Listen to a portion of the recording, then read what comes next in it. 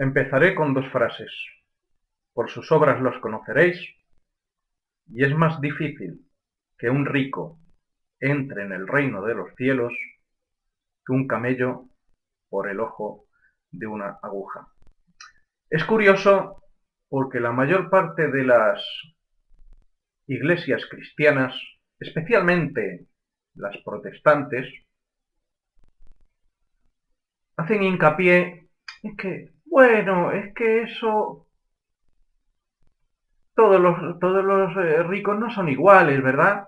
Y que bueno, que evidentemente no se está refiriendo al ojo de una aguja de coser, sino se está refiriendo a que se llamaban agujas las puertas pequeñas que quedaban abiertas cuando llegaba cierta hora de la noche. Os lo explico mejor.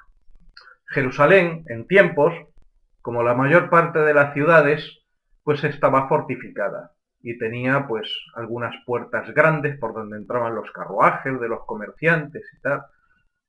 Pero luego por la noche, cuando llegaba algún transeúnte, evidentemente las puertas ya no se volvían a abrir. Las únicas que se abrían eran las puertas pequeñas por donde pasaban solamente personas. Es decir, las llamadas agujas. Evidentemente, un camello adulto no puede pasar, pero si es un camellito pequeño, una cría de camello, un cachorro, pues evidentemente puede pasar. Eso está más claro que el agua. Entonces se basan en esas historias, en esos subterfugios.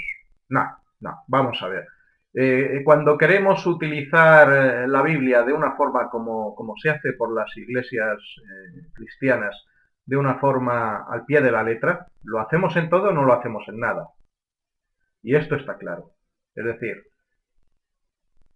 Jesús en un momento determinado, cuando el rico le dice, Señor, ¿qué tengo que hacer para salvarme y tal? Y le dice, ve, vende todo lo que tienes, dáselo a los pobres y me sigues. Está más claro que el agua. Pero, ¿por qué digo esto? Porque en la conferencia anterior, en la charla anterior que os di, no hablábamos nada de ocultismo, ni de esoterismo, ni de nada por el estilo. Pero lo que sí está claro es que hablábamos de una cosa muy importante. Y es de que hay una serie de familias enquistadas, cristalizadas, muy ricas, que mantienen el mundo tal y como lo tenemos, cristalizado y girando la rueda de la vida una y otra y otra y otra vez sin que esto se acabe nunca. Bien. Otra cosa importante que también tenéis que saber. De esta noria, o salimos todos juntos o no salimos. Y evidentemente, mientras haya gente cristalizada, agarrada a las cosas de este mundo, no vamos a poder salir ninguno. Es decir, aquí uno sale y otros se quedan. No, eso es imposible. Es decir, o salimos todos o nos quedamos todos. Ciertamente, algunos nos iluminamos o se iluminan y pueden alcanzar el pleroma. Pero que yo sepa, nadie aún ha regresado. Porque somos una unidad, un cuerpo físico, denominado Adán Kadmon. ¿Os acordáis? Adán Kadmon. Bien. Y somos parte de esa célula. Es decir, Adán Kadmon no va a salir dejándose un dedo, o un brazo, o una pierna, o un dedo de un pie. Tenemos que salir todos juntos. ¿Vale? Entonces es importante saber que quien se enriquece en este mundo y tiene esas ansias de conseguir más y más y más y más, es simplemente porque está dormido. Está cieguito, dormido. ¿Vale? Cuando despierte se dará cuenta que nada de eso tiene importancia. De hecho, tiene mucha importancia, pero justamente lo contrario, claro, evidentemente. Es decir, porque tenemos que darnos a los demás. Y no tenemos nada, porque lo de uno es de todos. Entonces, acaparar riqueza, acaparar cosas, lo único que hace es lastrarnos, cegarnos e impedir que podamos ver la verdad y la puerta de salida de esta anomalía, porque no es otra cosa que una anomalía. Bueno, pues vamos a empezar con nuestra charla de hoy, que se titula La verdad nunca debe dar miedo. Hablando de las cosas del espíritu, muchas veces nos planteamos cómo saber si de lo que se habla es verdad o es mentira. Es evidente que conocer si algo es cierto o falso no depende solo de una cuestión en particular. Pero sí hay cierto en algo de todo esto. Y es que si nos intentan meter miedo, seguro, tened por seguro que no es verdad. Tú eres una basura y dependes de la bondad de Dios. Si no eres bueno y te portas mal, irás derechito al infierno. Eso es falso. Tenéis que cuidaros mucho con lo que hacéis, porque al otro lado del umbral acechan monstruos indescriptibles que se alimentan de almas humanas. Eso es falso. Cuidado con el demonio, que está siempre al acecho para llevar a la perdición a aquellos que se encuentran en el buen camino. También es falso.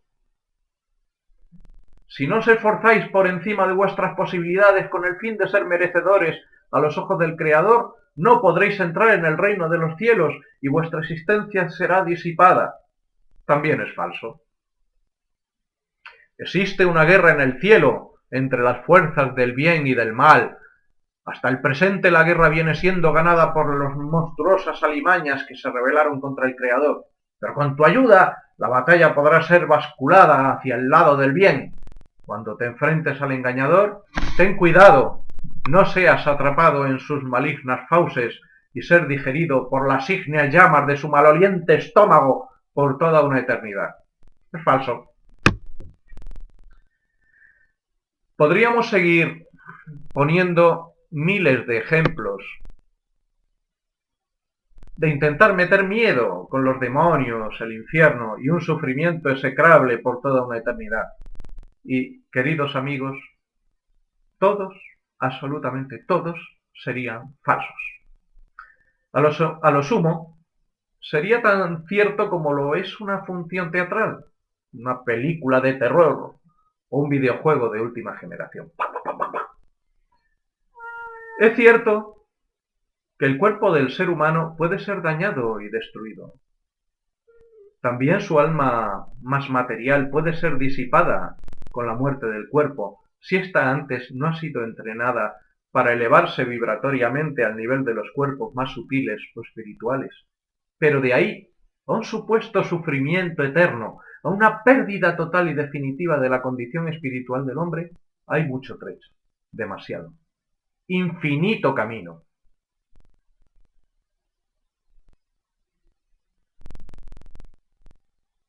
El verdadero ser humano es por naturaleza inmortal y no puede ser destruido de ninguna de las maneras, ni aquí ni en el pleroma, su original mundo preexistente.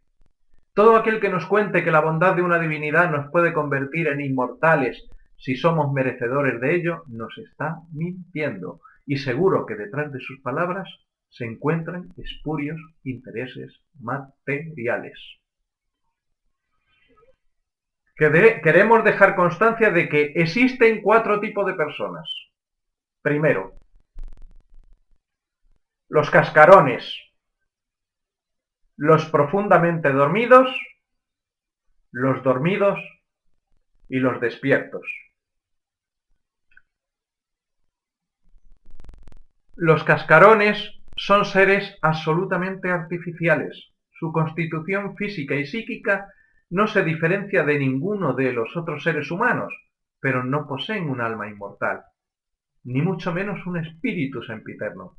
Estos seres humanos jamás se harán preguntas trascendentes, a pesar de que pueden ser extremadamente inteligentes, carismáticos y poderosos. Ellos han sido puestos en el mundo por los legisladores del mundo, los conocidos en la gnosis como arcontes. Vendrían a ser como títeres de cartón piedra o figurantes de una función dramática. Estos seres pueden, como cualquier ser humano, casarse, tener hijos y poseer familias numerosas.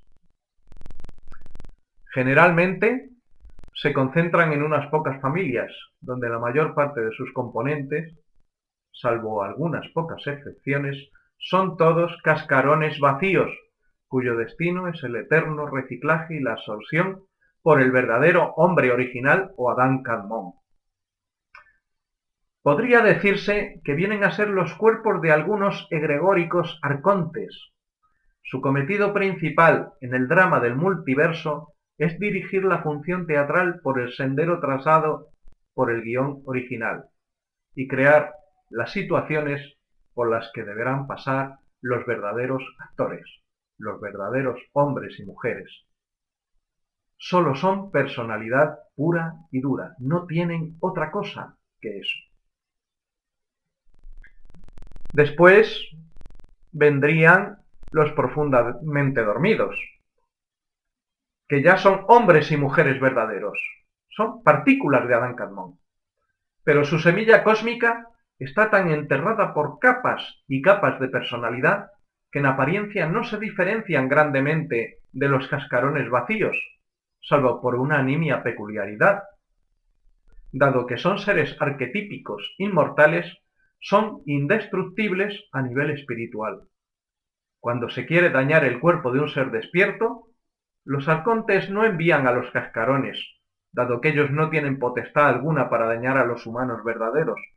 Su programación original se lo impide, pero los profundamente dormidos, al ser en el fondo iguales a sus hermanos despiertos, sí pueden dañarlos.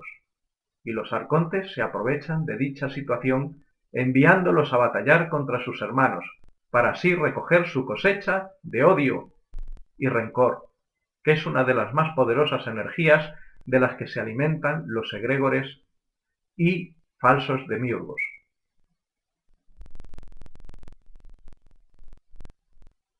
Los dormidos a secas son aquellos seres humanos verdaderos que tras una profunda guerra interior, esa guerra siempre está presente incluso en los profundamente dormidos, han sido capaces de abrir una pequeñísima brecha por donde la metanoia gnóstica ha sido capaz de penetrar, esa fuerza vibratoria a la que hemos denominado como neutrinos.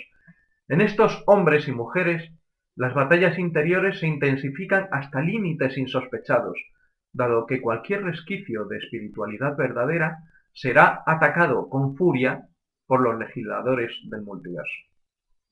Algunos de los dormidos terminarán despertando y liberándose de la prisión egregórica que constituye su personalidad.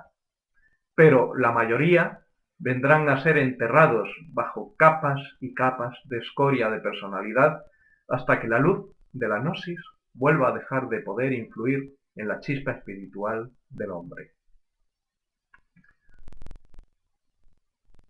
Después tenemos los despiertos, que son siempre unos poquitos que a base de ser influenciados por la gnosis, sobre su chispa de espíritu o átomo simiente, han podido despertar a la verdad.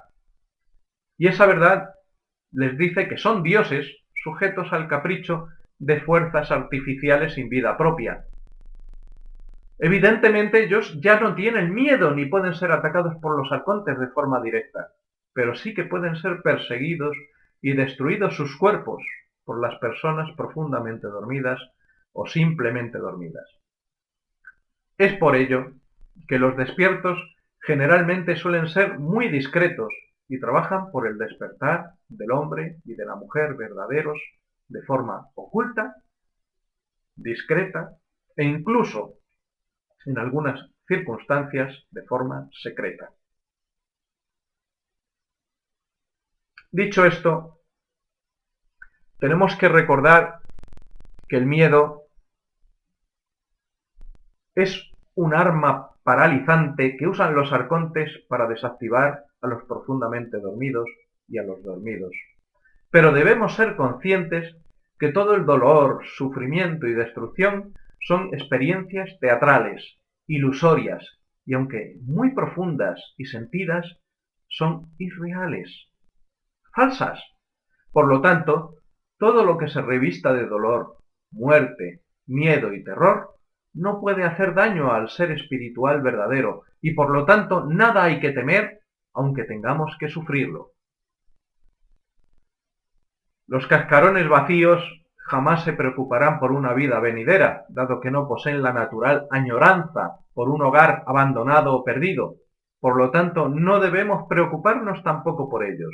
Pero, ¿se pueden identificar los cascarones vacíos de los humanos verdaderos? En principio, no se puede, salvo de forma muy meticulosa y solo por los verdaderamente despiertos e iniciados. Por lo tanto, a nivel espiritual, todos los seres humanos debemos y deben de ser tratados del mismo modo, pues allí donde pareciera estar una personalidad vacía, pudiera encontrarse uno de nuestros verdaderos hermanos del alma.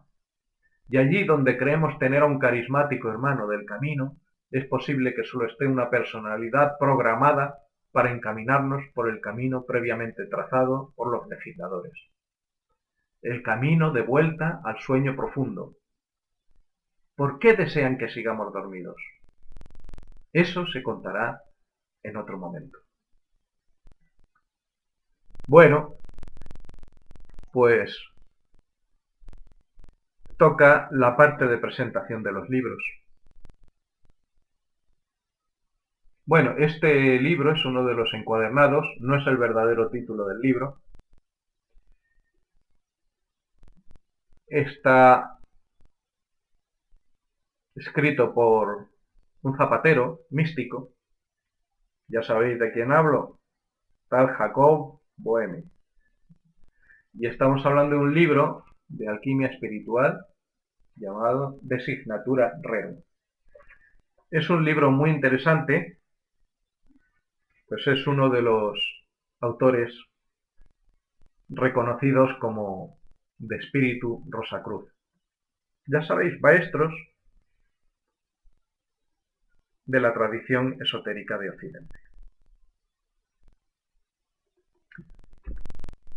Y lo mismo que las bodas químicas, debe de ser tratada esa alquimia de forma simbólica, de forma alegórica. Ojito, ¿eh? A ver si os vais a poner en el laboratorio de química e intentar hacer oro, a perder el tiempo. Y ahora os quiero hablar de una novela. Yo creo que es la novela iniciática de carácter Rosacruz más importante.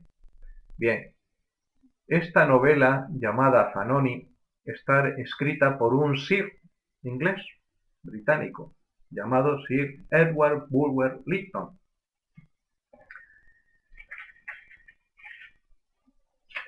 Aquí lo tenéis, Zanoni, ¿vale? Pues Zanoni, este hombre Bulwer Lytton, si quiero recordar, no me lo tengáis en cuenta, creo que perteneció a la FRIA, a una sociedad masónica colateral que se llama Sociedad Rosicruciana in Anglia, y de la que posteriormente saldría la Golden Dawn, la famosa aurora dorada. Bien, pues este libro es uno de los... No es uno de los libros, es el mejor libro iniciático. Y bueno, y diréis, ¿qué pasa? ¿Que no hay autores modernos y no hay autores españoles? Bueno, ahora os voy a traer una joyita. Está escrita por un autor al que yo quiero mucho. Él no me conoce, yo sí le conozco porque he leído algún libro suyo y soy un auténtico fan de él. Quiero que lo tengáis en cuenta a la hora de buscar literatura esotérica. Y bueno, lo que os voy a presentar ahora es un libro iniciático, es una novela iniciática moderna, y que él basa en experiencias propias. Os estoy hablando de Javier Sierra y el Maestro del Prado. Os la recomiendo mucho. Javier Sierra, que yo sepa, tampoco es un Rosacruz, ¿vale? Por lo menos no milita en ningún tipo de organización que yo sepa, aunque en ese caso yo tampoco, ¿vale? Pero está claro que es un iluminado, lo podéis tener en cuenta. Tenéis la última cena, que no os la puedo enseñar, es una obra en la que se pretende a Leonardo da Vinci como un gran iniciado de los cátaros. Y es maravilloso. No os la puedo enseñar porque esa novela se la dejé a mi hermana y estoy esperando que todavía me la devuelva. Así es que esa es la historia. Y es un escritor que yo le sigo desde su primera novela, que fue Visitantes de dormitorio o algo así. Trataba sobre el tema de los encuentros en tercera fase. Fue un momento, pero yo creo que ha evolucionado muy favorablemente este hombre. Le veo una persona bastante sensata, honesta, es honesta, y la mirada es una mirada sincera. Si tenéis algún reparo en leer algo de Javier Sierra, yo os digo que os estáis perdiendo algo bastante importante. Y yo, para mí, si metemos a todos estos autores y maestros antiguos como Rosacruces honoríficos, yo también metería a Javier Sierra y aún en vida, aunque él dijera, oiga, que yo no soy Rosacruz, no me metan a mí en ese jaleo. Bueno, pues que sepan que yo le considero como un verdadero ser iluminado. Y bueno, pues mañana un poquito más y veréis como poco a poco iremos profundizando en este tipo de cuestiones. Es lamentable, ¿eh? Es lamentable lo que os he dicho y es muy triste por si alguien se intenta sentir incluido dentro de los cascarones vacíos.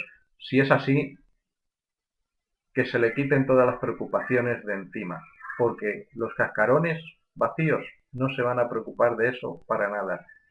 Es imposible que puedan creer o dejar de creer en nada, ni que tengan algún tipo de añoranza, ni sentirse ofendidos por nada que tenga que ver con el mundo espiritual, porque ellos de alguna manera son como transparentes en ese sentido. Es decir, la espiritualidad les traspasa de tal manera que no puede tocarles de ningún modo, porque en realidad no tienen alma. Al menos alma como la intentamos mostrar de una manera espiritual. Tienen un alma evidentemente material, corporal, que es lo que hace que puedan moverse. En realidad son androides programados y dirigidos por los propios arcontes.